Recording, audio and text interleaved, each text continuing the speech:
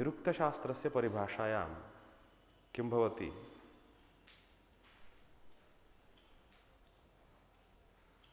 अन्तानुदात्तं पदं निपातः जायते इति उच्यते। अन्तानुदात्तकं पदं निपातः। किन्तु अत्र त्वः इति यत् पदमस्ति तत् अन्तानुदात्तकमेव पदम्। तर्हि निपात एव स्यात् खलु, कथं तत् नाम स्यात् इति पूर्वपक्षिणां प्रश्नः। तस्य समाधानं दीयते दृष्टव्ययं तु भवति इति। केचित् अपवादात्मका शब्दाः सन्ति यत्र अन्तानुदात्तः वर्णः अस्ति चेदपि तत् नामपदम् इति गृह्यते। तेषु शब्देषु अन्यतमः शब्दः त्वः इति। तो हि दृष्टव्ययं तु भवति। दृष्टव्ययं भवति नाम एतत् अव्ययं नास्ति। सर्वेषु वच वच वच वच वच वचनेषु कालेषु लिंगेषु यत् न व्येति तदव्ययम् इत्युक्तमस्ति खलु। किन्तु एतत् अत्र दृष्टव्ययं भवति। व्ययः अर्थात् रूपस्य परिवर्तनं दृष्टं भवति। व्ययः नाम रूपपरिवर्तनं।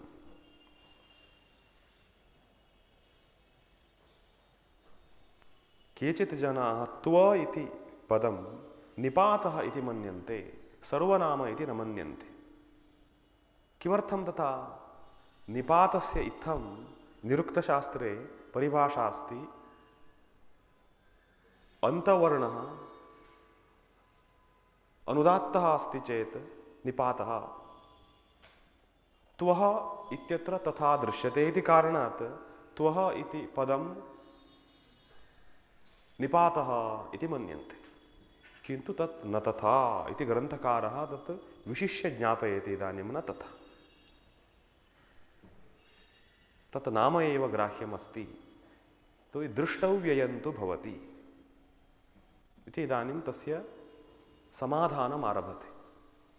अत्र रूपस्य परिवर्तनं तु दृश्यते, तेन बहु स्पष्टमेतत् एतत् अव्ययं नास्ति इति। व्ययः नाम रूपे परिवर्तनं, व्ययस्तु दृश्यते। उदाहरणेन स्पष्टीकरोति उतत्वं सख्ये स्थिरपीतमाहुः। अयं मन्त्रः महाभाष्ये अस्ति वा? नास्ति। उतत्वं सख्ये स्थिरपीतमाहुः।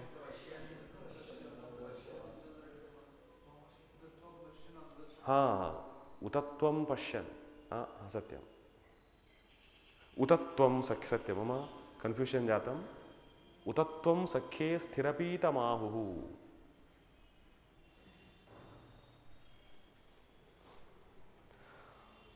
अपि कञ्चित् जनं त्वम् इति त्वः त्वौ त्वे त्वम् एकं कञ्चित् जनम् इत्यर्थः।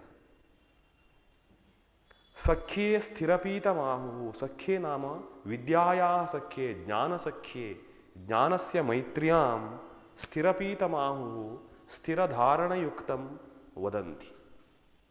अयं मन्त्रः नेक्स्ट् अस्ति, अस्मिन्नेव ग्रन्थे आगच्छति।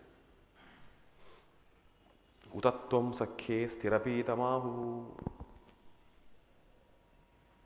इति द्वितीयायां।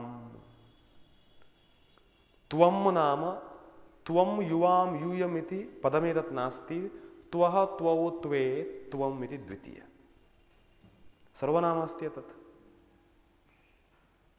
इति द्वितीयायां श्रूयते। तेन स्पष्टं यत् इदं दृष्टव्ययं भवति। अन्यदुदाहरणम् उतो त्वस्मै तन्वं विसस्रे। अयं मन्त्रः अग्रे आगच्छति। एतदपि प्रायः महाभाष्ये अस्ति वा? अस्ति। एतत् महाभाष्ये अस्ति। जायेव पत्य उषति सुवासाः इत्यस्ति अग्रे। उतो त्वस्मै तन्वं विसस्रे, त्वस्मै। अत्र त्वस्मै नाम कस्मैचित् जनाय, एकस्मै कस्मैचित् जनाय तन्वं शरीरं विसस्रे विस्रंसयति प्रकटयति प्रकाशयति। तन्वं नाम देहम् अथवा स्वरूपमिति भावार्थः। तर्हि अत्र चतुर्थी श्रूयते त्वस्मै। पूर्वस्मिन् मन्त्रवाक्ये तु त्वम् इति द्वितीया, अत्र चतुर्थी इति चतुर्थ्याम्। अथापि प्रथमा बहुवचने एतद् दृश्यते। वदति अक्षण्वन्तः कर्णवन्तः सखायो मनोजवे श्वसमा बभूवुः आदध्नास उपकक्षास उत्वे ह्रदा इव स्नात्वा उत्वे ददृश्रे।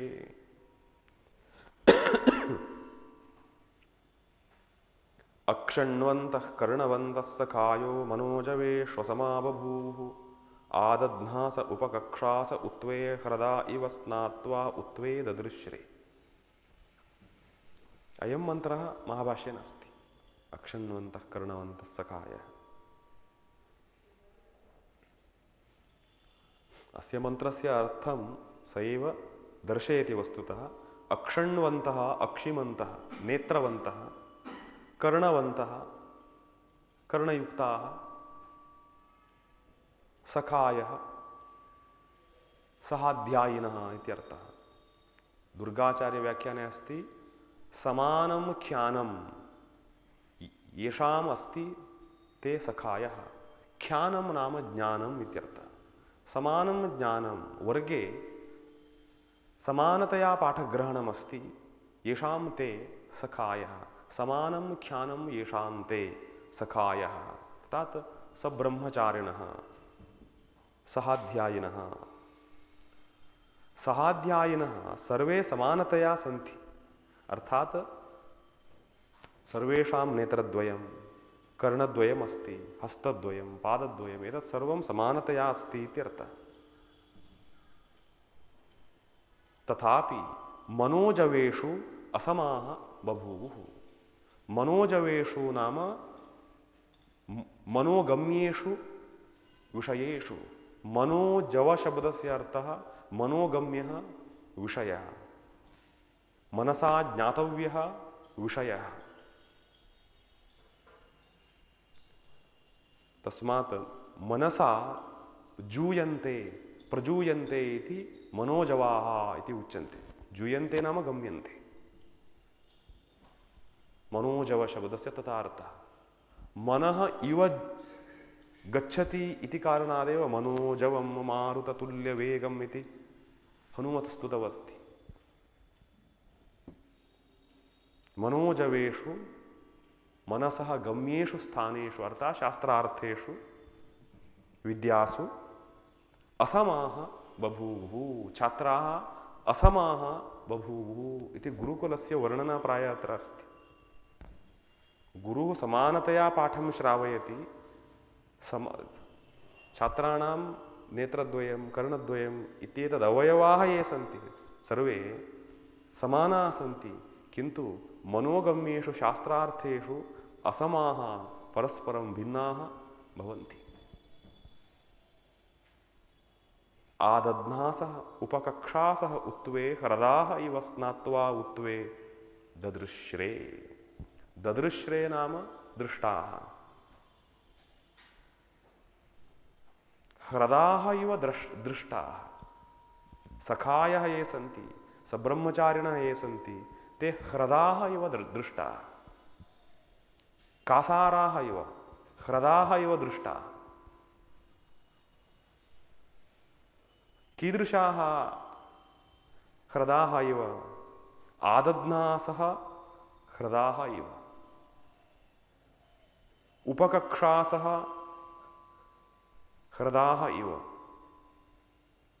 अपि च स्नात्वाः ह्रदाः इव। स्नात्वा नाम अत्र त्वाप्रत्ययान्तं पदं नास्ति, स्नात्वाः ह्रदाः। स्नात्वाः नाम स्नानयोग्याः।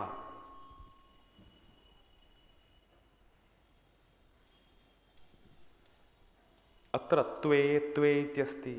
त्वे केचित् एके इत्यर्थः।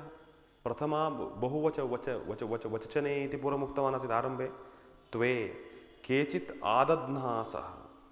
आदध्नासः अत्र आदध्नासः मुखपर्यन्तं वा जानुपर्यन्तं?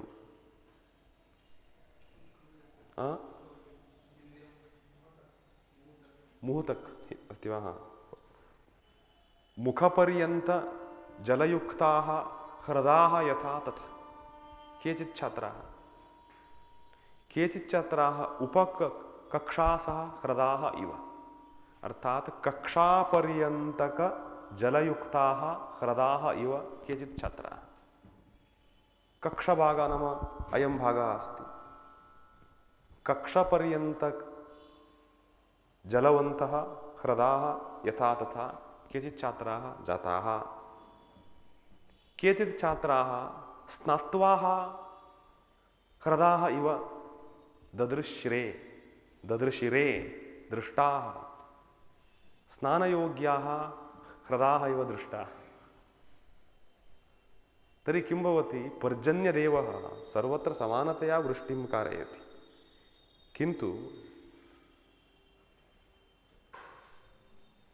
ह्रदानां मध्ये यत् जलम् अस्ति तत्र बहु पार्थक्यं दृश्यते।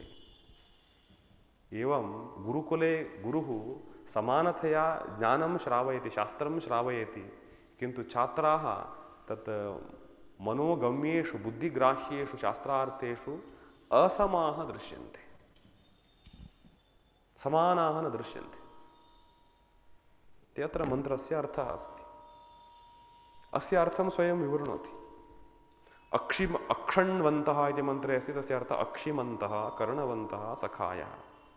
सखायः सब्रह्मचारिणः। अक्षिमन्तः कर्णवन्तः इत्यनेन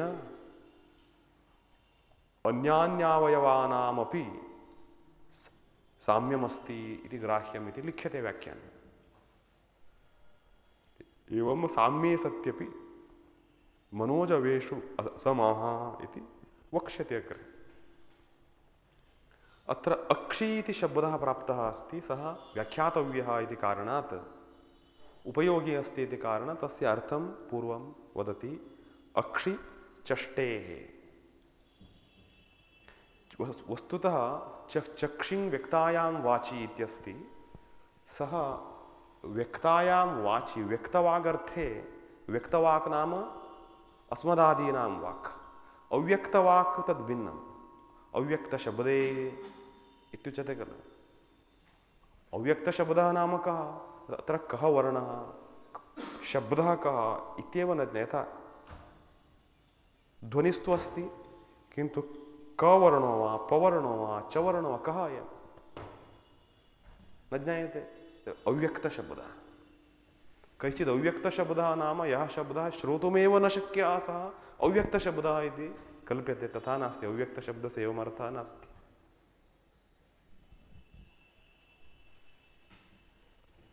स्फुटप्रतीत्यभावात् अव्यक्तशब्दः इति व्यवहारः। तर्हि चक्षिं व्यक्तायां वाचि इति धातुः अत्र दर्शने पठितः अस्ति, दर्शनार्थकत्वेन स्वीकृतः। चक्षिं व्यक्ता दर्शने इत्यस्मात् धातुतः अक्षिशब्दः आगच्छति इति मन्तव्यम्। अक्षिचष्टेः।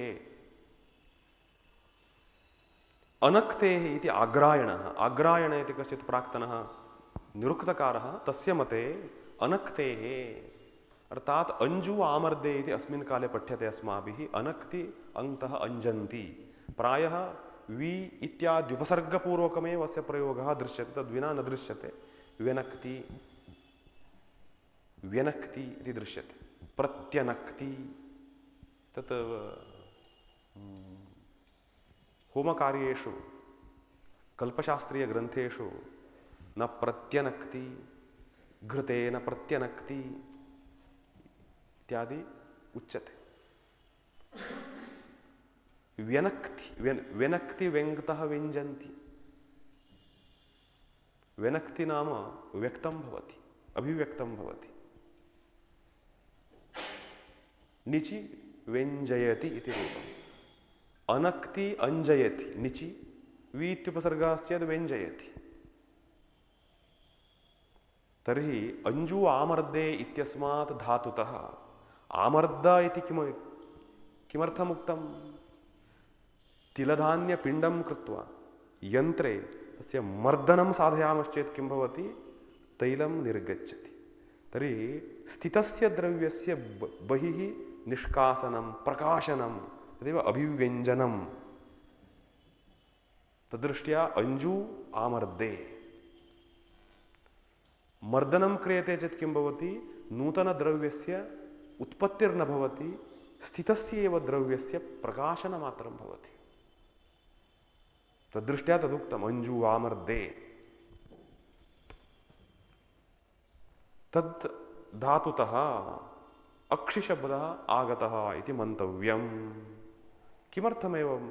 अग्रायणः ब्राह्मणग्रन्थतात्पर्येण अस्य अर्थानुसन्धानं करोति।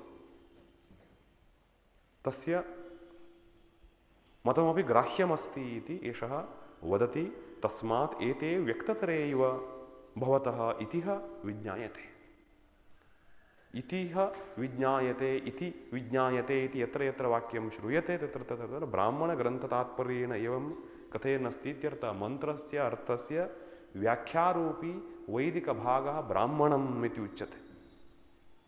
मन्त्रे तु सूक्ष्मतया स्थितः अर्थः ब्राह्मणभागेषु विस्तृतया प्रदर्शितो भवति। तस्मात् इतिह विज्ञायते। तस्मात् एते, एतेन एतत् एते, एषः एतौ एते नास्ति, एतत् एते द्विवचने प्रयोगः। एते नेत्रे चक्षुषी व्यक्ततरे इव भवतः। शरीरावयवाः ये सन्ति अस्मासु तत्र अत्यन्तं स्फुटतया प्रतीयमानः अवयवः कः? प्रायः नेत्रं। किमर्थं? प्रकाशवत्वात्। प्राणिनामपि इत्थमेव। रात्रिकाले प्राणिनः देहः न दृश्यते, चक्षुः दृश्यते। मार्जारस्य तु एवं बहु सम्यक् दृश्यते। अस्माकमपि तथा। यथा अस्माकं केशः, कर्णः, मुखस्य अन्यान्यभागाः इति ये भागाः सन्ति तदपेक्षया स्फुटतया प्रतीयमानः प्रकाशवत्वात् नेत्रभागः। तस्मात् व्यक्ततरे इव। अन्यत् सर्वमेवं नास्ति। मुखमपि आच्छादितं तिष्ठति एव, व्यक्ततया तिष्ठति, अभिव्यक्ततया तिष्ठति नेत्रम् इति। ब्राह्मणभागे कुत्रचित् चक्षुषः अर्थः उक्तः अस्ति। तस्मात् अक्षि, अक्षि इति शब्दः अंजु आमर्दे इत्यस्मात् वक्तव्यः ब्राह्मणग्रन्थतात्पर्येण इत्थं प्रतीयते इति आग्रायणमतम्। कर्णः कृन्ततेः, इदानीं कर्णवन्तः इत्यस्ति, प्रसङ्गप्राप्तं कर्णशब्दं दर्शयति। कर्णः नाम कः? अयं कृन्ततेः। अस्माभिः धातुपाठे पठ्यते कृतिछेदने इति। कृन्तति, कृन्तति नाम छेदं करोति, छिनत्ति। कृन्तति कृतिछेदने इत्यस्मात् धातुतः कर्णशब्दः निर्वक्तव्यः। किमर्थमिति चेत् निकृत्तद्वारो भवति। एवं कर्णः यः अस्ति एवं कर्तितद्वारयुक्तः, अर्थात् अस्य द्वारं सर्वदा तिष्ठति। रन्ध्रात्मकं द्वारम् अत्र अस्ति, कर्तनं कृतमिव दृश्यते। निकृत्तद्वारो भवति। अपि च पूर्वकाले कर्णाभरणधारणं सर्वेषाम् आसीत्। पुरुषाः धारयन्ति स्म अत्र एव, तस्मात् अत्र रन्ध्रं कुर्वन्ति स्म। केचित् जनाः अद्य दृश्यन्ते, अत्रैव रन्ध्रं अत्र महिलास्तु अत्र कुर्वन्ति रन्ध्रं बाहुल्येन, किन्तु पुरुषाः अपि केचित् जनाः धारयन्ति, अत्रापि रन्ध्रं कुर्वन्ति। अत्र महिलाः अत्रापि कुर्वन्ति रन्ध्रम्। एतद् द्वारं कुत्र कुत्र तात्पर्यं प्राप्नोति इति न ज्ञायते। द्वारं तु भवति, निकृत्तद्वारं, यस्य द्वारं कर्तितं भवति सः निकृतद्वारः कर्णः। तस्मात् अयं कृतिछेदने इत्यस्मात् धातुतः आगतः शब्दः इति वक्तव्यम्। ऋच्छतेः इति अग्रायणः। अग्रायणः बहु बुद्धिमान् स्यात् प्रायः। अग्रायणः बहु ग्रन्थाध्ययनं कृतवान् इव दृश्यते। सः कथयति ऋच्छते, ऋ गतौ इति धातुः अस्ति। ऋच्छति, ऋच्छतः, ऋच्छन्ति इति रूपं। ऋच्छति नाम कः अर्थः? गच्छति इत्यर्थः। तर्हि कर्णः इति पदं ऋ गतौ इत्यस्मात् वक्तव्यं। कुतः? ब्राह्मणग्रन्थादित्थं ज्ञायते। खे उदगन्ताम् इति विज्ञायते। ऋच्छन्ति इव, ऋच्छन्ति इव कर्णाः, कर्णाः गच्छन्ति इव सन्ति। कथम् इति चेत् खे आकाशे, उदगन्ताम् एतत् छान्दसप्रयोगं साक्षात् स्वीकृत्य अत्र दर्शयति इति कारणात् तस्य लौकिकस्वरूपं तथा न दृश्यते। उदगन्तां नाम द्विवचने प्रयोगः इति व्याख्याग्रन्थे दर्शयति। उदगन्तां नाम उद्गच्छतः, आकाशे उद्गच्छतः, वैदिकप्रयोगः। तर्हि शब्दं श्रोतुम् आकाशे कर्णः उद्गच्छति इव। तस्मात् ऋ गतौ इत्यस्मात् धातुतः कर्णः इति शब्दः आगतः इति वक्तव्यम् इति अग्रायणस्य मतम्। अग्रायणः स्वकल्पनया न उक्तवान्, इतिह विज्ञायते इति ब्राह्मणभागतः ज्ञायते। तात्पर्यम् एवम् अवगम्यते।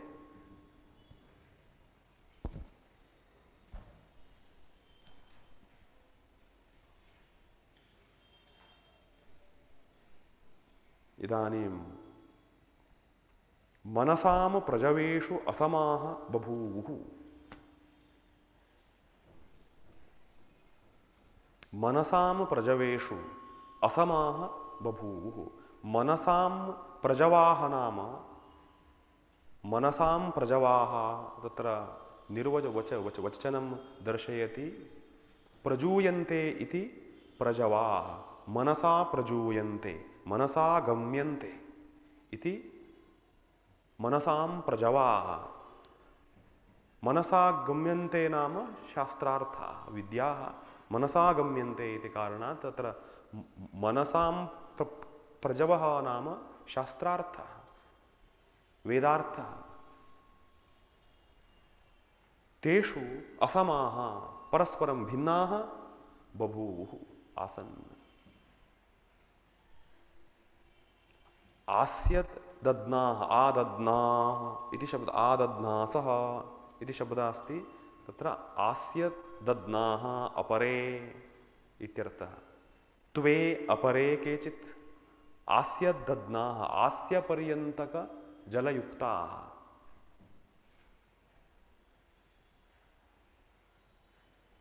उपकक्ष दद्नाः अपरे। एतत् किम् अस्ति? अस्माकं भाषायां परिमाणे द्वयसच दद्नञ् मात्रचः इति अस्ति खलु सूत्रं। तत्र दद्नञ् प्रत्ययः यः अस्ति तत् क्रियते चेत् इत्थं भवति, जानुदन्, दद्नं जलम् अस्ति इति उच्यते। अर्थात् जानुपर्यन्तक जलम् अत्र अस्ति।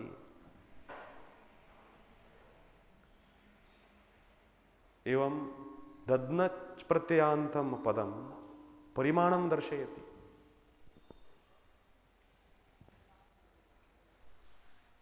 निरुक्तकारः अस्य अर्थं भिन्नमेव प्रदर्शयति अग्रे।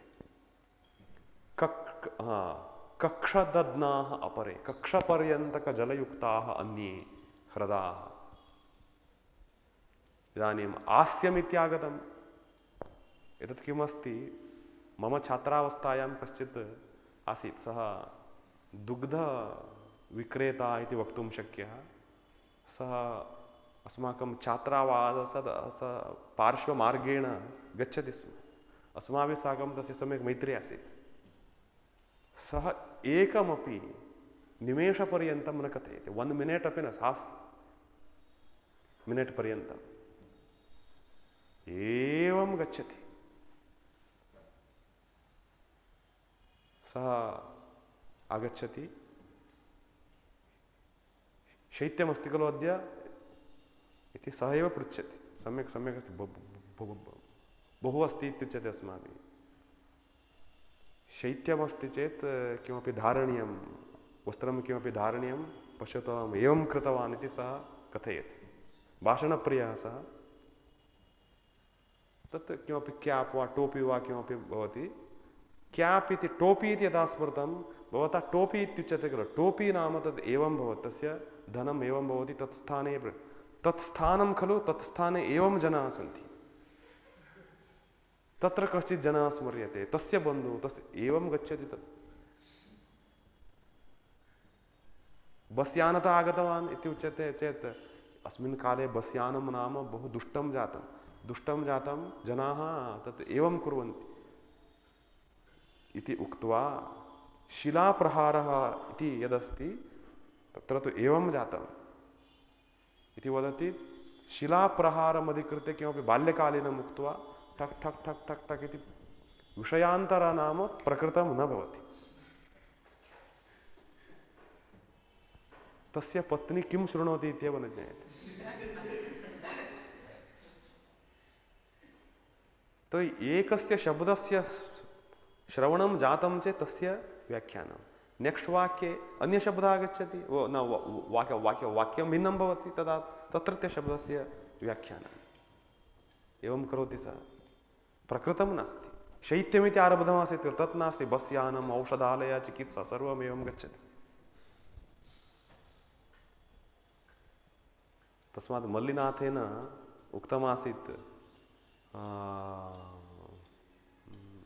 नामूलं लिख्यते किञ्चित् नानपेक्षितम् उच्यते इति। तत् व्याख्याकर्तुः कौशलम्। अस्मिन् ग्रन्थे तथैव अस्ति, किञ्चित् एवं दृश्यते, बहिर्गच्छति वा, किन्तु प्रकृतमेव दर्शयति। किञ्चित् अन्यत्र गच्छति वा दृश्यते। दुग्धविक्रेता तु एक्स्ट्रीम् अस्ति,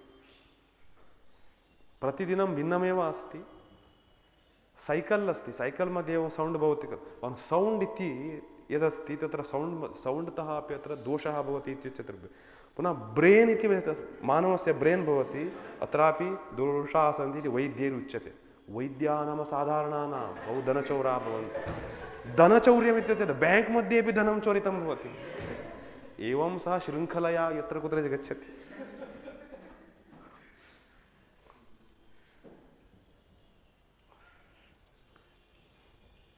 तथैव किञ्चित् दृश्यते, किन्तु तावत् एक्स्ट्रीम् नास्ति अत्र। सम्यगेव अस्ति। आस्यम्, आस्य दध्नाः, आदध्नाः सः इति शब्दस्य आस्य दध्ना इति उक्तवान्। आस्यम् इति शब्दं दृष्ट्वा वदति आस्यम् अस्यतेः इति। अम्यतेः इति मुद्रणदोषः, अस्यतेः। असुक्षेपे इत्यस्मात् धातुतः आस्य शब्दः आगतः इति मन्तव्यम्। आस्यं नाम अस्माकं मौत् इत्यर्थः। आस्यम्, अस्यतेः, असुक्षेपे इति धातुः अस्ति। तर्हि अन्नादि खाद्यं तत् अत्र अस्यते, क्षिप्यते, स्थाप्यते। तस्मात् एतत् आस्यम्। आस्यम् अस्यतेः। आस्यन्दते एनदन्नम् इति वा, एतदपि सम्यक् अस्ति। एतत् किं करोति? एनत् नाम एतत्, एतत् अन्नम् आस्यन्दते, अन्नं द्रवीकरोति। आस्यन्दते नाम द्रवीकरोति। घनीभूतम् अन्नं वयं मुखे स्थापयामः, किन्तु मुखस्य सामर्थ्यमेवमस्ति, लालाम् उत्पाद्य घनीभूतमपि वस्तु द्रवीकरोति। तस्मात् आस्यन्दते द्रवीकरोति अन्नम् इति वा एतत् आस्यम्। दध्नं दध्यते स्रवति कर्मणः। इदानीम् एषः दध्नम् इति वैदिकं पदं कल्पयति। दध्नच् प्रत्ययः न, दध्नम् इति पदम् कथम् आगतं? दध्यतेः स्रवति कर्मणः। तर्हि दधस्रावे इति धातुतः दध्नम् इति पदम् आगतम् इति मन्तव्यम्। स्रवति नाम द्रवीभवति इत्येव अर्थः। दस्यतेः वा स्यात्, दसु उपक्षये इति कश्चित् धातुः अस्ति। तस्मात् धातुः वा दध्नम् इति पदम् आगतम् इति द्रष्टव्यम्। यतोहि विदस्ततरं भवति, मुखे स्थापितं वस्तु नष्टप्रायं भवति। एवं भवति खलु, जर्जरितं भवति। दृढं वस्तु अस्ति चेदपि मुखे संस्थापयामश्चेत् एवं कृत्वा कृत्वा जर्जरितं भवति, विदस्ततरं भवति।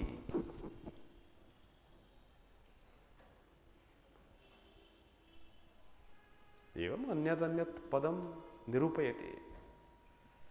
स्नात्वाः इति शब्दः अस्ति। स्नात्वाः नामक स्नानयोग्याः। स्नानयोग्याः इति अर्थं वक्तुं लौकिकेन शब्देन इदानीं दर्शयति। प्रस्नेयाः ह्रदाः, स्नात्वाः प्रस्नेयाः स्नानयोग्याः। स्नेयाः स्नानयोग्याः, स्नानार्हाः। ह्रदाः इव एके प्रस्नेयाः ददृशिरे स्नानार्हाः। वस्तुतः प्रस्नेयाः स्नानार्हाः इति साक्षात् वक्तव्यमासीत्। अन्ते कथयति स्नानार्हाः।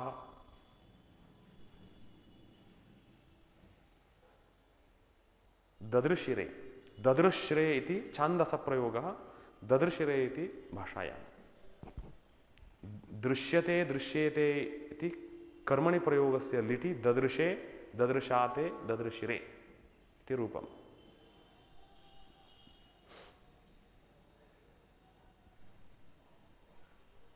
तर्हि केषुचित् ह्रदेषु आस्यपर्यन्तं जलं, केषुचित् ह्रदेषु कक्षपर्यन्तं जलं, केषुचित् ह्रदेषु स्नानयोग्यतापि स्नानयोग्यं जलमस्ति। अर्थात् पूर्णतया मज्जनं सम्भवति। अत्र एवं क्रियते चेदपि मज्जनं पूर्णतया न सम्भवति। तर्हि केचित् छात्राः गुरोः पाठे किञ्चित् ज्ञानं सङ्गृह्णन्ति, अन्ये केचित् ततोपि किञ्चित् अधिकं ज्ञानं सङ्गृह्णन्ति, केचित् छात्राः परिपूर्णज्ञानं सङ्गृह्णन्ति। ते एव स्नानयोग्याः ह्रदाः इव इति कथयति। यत्र मालिन्यस्य पूर्णतया प्रक्षालनं सम्भवति, अज्ञानमालिन्यस्य प्रक्षालनं सम्भवति, तादृशाः ते छात्राः।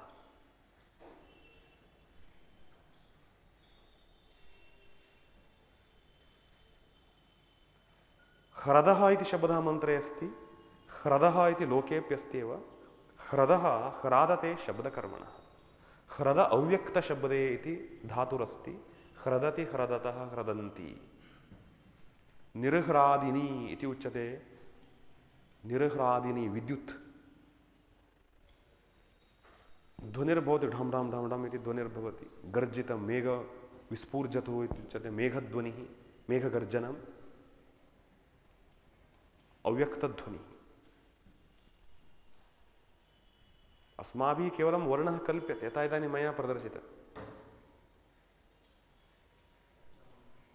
तत्र डाम् इति कश्चित् कल्पयति, ठाम् इति कोऽपि कथयति,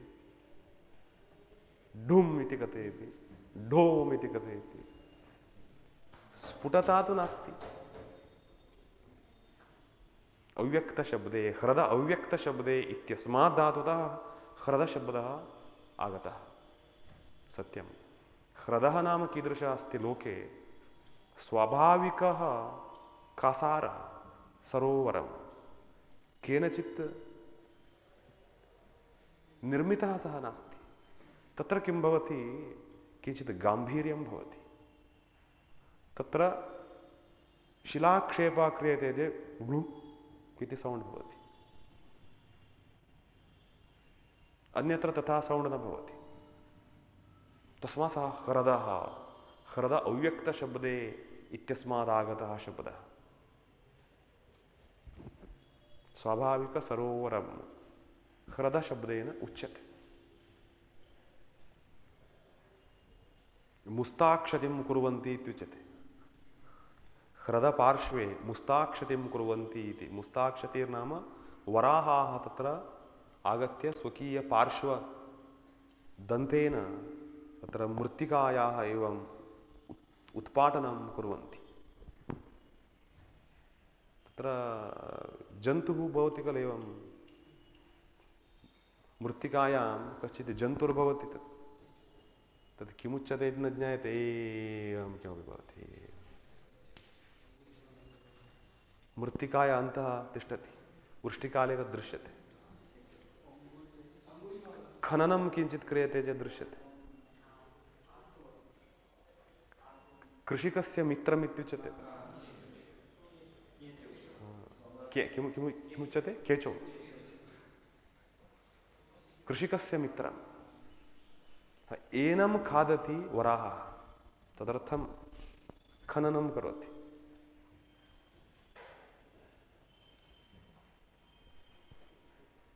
ह्रदस्य पार्श्वे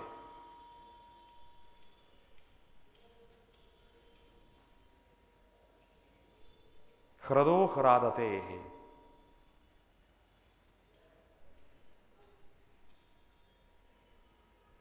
शब्दकर्मणः अर्थात शब्दार्थकस्य न शब्दार्थकात् सौण्ड इति अर्थयुक्तात् ह्रदधातुतः ह्रदः इति शब्दः आगतः ह्रादतेः वा शीतिभावकर्मणः ह्रदधातोः अस्मिन् अर्थेपि प्रयोगः स्यात् काले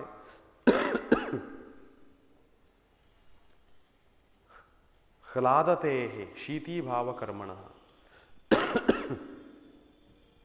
शीतिभावकर्मणः नाम शीतलीकरणार्थकात् ह्लदधातोः आह्लादः इत्युच्यते खलु आह्लादः आह्लादयति नाम आनन्दयति आनन्दयति नाम कूल् करोति इत्यर्थः चित्तं कूल् करोति सन्तप्तं चित्तं शीतलं करोति शीतीभावार्थकात् ह्लदधातोः ह्रदः इति शब्दः आगतः यतोहि रलयोरभेदः इत्युच्यते ह्रदे यत् जलं भवति तत् बहु कूल् शीतलम् अस्ति इति कारणात् ह्रदः तत्र ह्लदः इति न प्रयोगः ह्रदः इति प्रयोगः कथम् इति चेत् लरयोः अभेदः रलयोरभेदः इति कृत्वा एवं शीतार्थकात् ह्लदधातुतो वा ह्रदः इति शब्दः निर्वक्तव्यः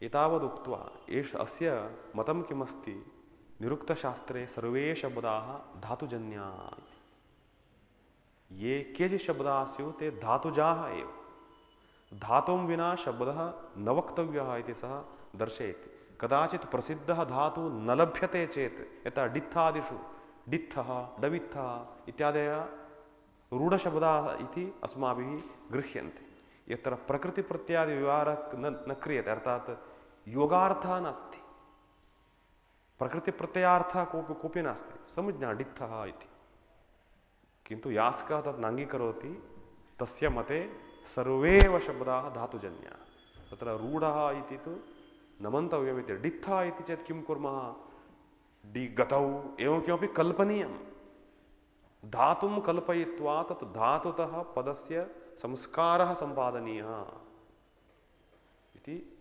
यास्कः दर्शयति। तस्मात् सर्वत्र धातुजन्यत्वमेव प्रदर्शयन् अस्ति। धातोः अर्थः तत्र तत्काले शब्दे अस्ति वा न वा, किन्तु शब्दरूपस्य संस्कारार्थं धातुः कश्चित् दर्शनीयः इति निरुक्तकारस्य मतम्। सर्वत्र न भवति। धातोः अर्थ एव प्रयोगकाले अस्ति इति वक्तुं न शक्यते। भिन्नार्थेपि कदाचित् सः शब्दः प्रसिद्धिं प्राप्नोति, किन्तु संस्कारार्थम् आवश्यकः इति तस्य मतमस्ति।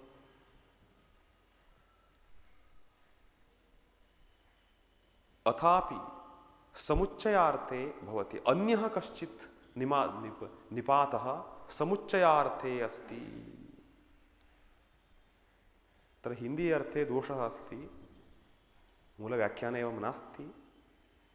अत्र त्वत् इति निपातः, त्व इति न त्वत्। तस्मात् अथापि नाम अपरोपि इत्यर्थः ग्राह्यः। त्वत् त्व इव त्वत् इत्यपि अन्यत् पदमस्ति, सः समुच्चयार्थे तिष्ठति। सः निपातः समुच्चयार्थे तिष्ठति। पर्याया इव त्वदाश्विनम् इति मंत्रवाक्यम्। आश्विनञ्च पर्यायाश्च, आश्विनञ्च पर्यायाश्च।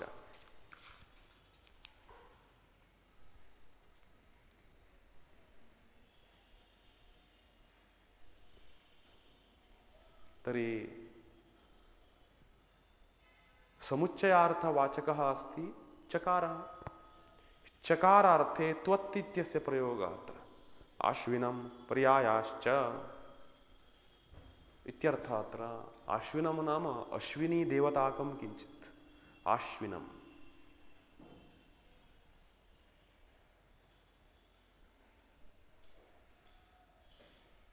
इदानीं प्रकरणान्तरम् आरभते। अथ ये प्रवृत्ते अर्थे अमिताक्षरेषु ग्रन्थेषु वाक्यपूरणाः आगच्छन्ति, पदपूरणाः ते मिताक्षरेषु।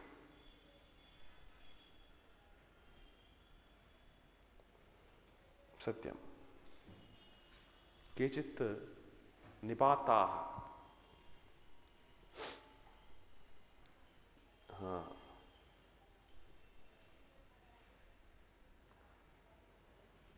अमिताक्षराः ग्रन्थाः मिताक्षराः ग्रन्थाः इति अत्र पदद्वयं प्रयुङ्क्ते। मिताक्षराः ग्रन्थाः नाम छन्दोबद्धाः मन्त्राः, प्रायः ऋग्वेदमन्त्राः, छन्दोबद्धाः मन्त्राः। तत्र अक्षराणां मितिः एव अस्ति। वैदिकछन्दसि अक्षरसङ्ख्या एव प्रधानतया तिष्ठति। अक्षरसङ्ख्यानुसारेण छन्दसि भेदः भवति। वैदिकछन्दः इति पूर्वमत्र आसीत्। यदा अहमत्र पूर्वमागतः आसीत् तदा वैदिकछन्दः 1 वर्षं यावत् आसीत्। मया एव सः पाठः कृतः, वैदिकछन्दसः पाठः। तत्र अक्षरसङ्ख्या एव प्रधाना। लघुगुरुप्रधान्यापेक्षया लघुगुरु इति न गण्यते, अक्षरसङ्ख्या। अत एव त्रिष्टुप् छन्दः इति चेत् 11 वर्णाः।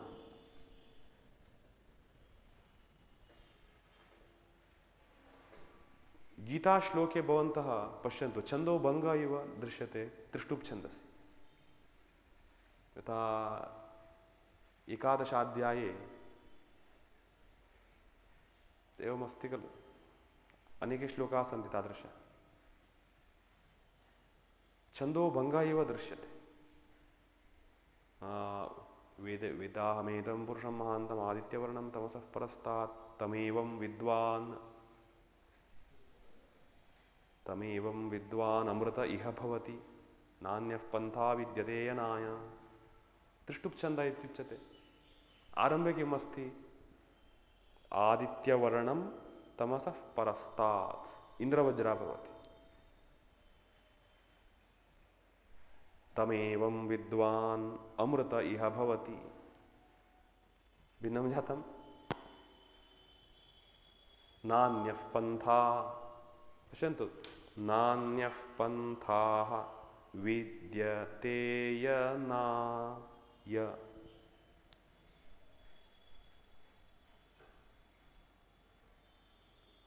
एवमत्र भवति। ते मिताक्षराः ग्रन्थाः इति उच्यन्ते।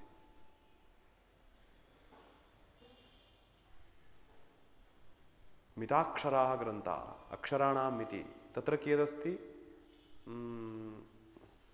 तमेवं विद्वान् अमृत इह भवति। 12 देव अत्र 10 तत्र 12 इति कृत्वा एव कर्तनं क्रियते। त्रिष्टुपेव छन्दः।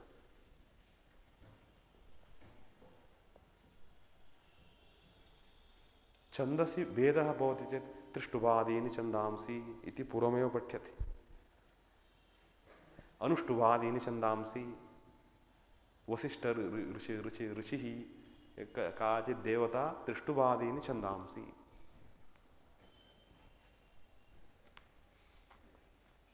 अमिताक्षरः ग्रन्थः नाम गद्यभागः, गद्यात्मकं, तत् वाक्यं। तत्र अक्षराणां मितिः नास्ति। अमिताक्षरः ग्रन्थः।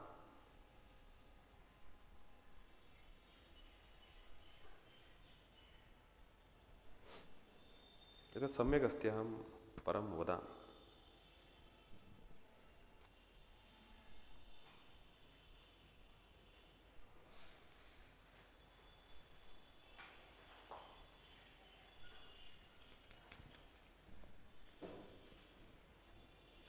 अस्तु।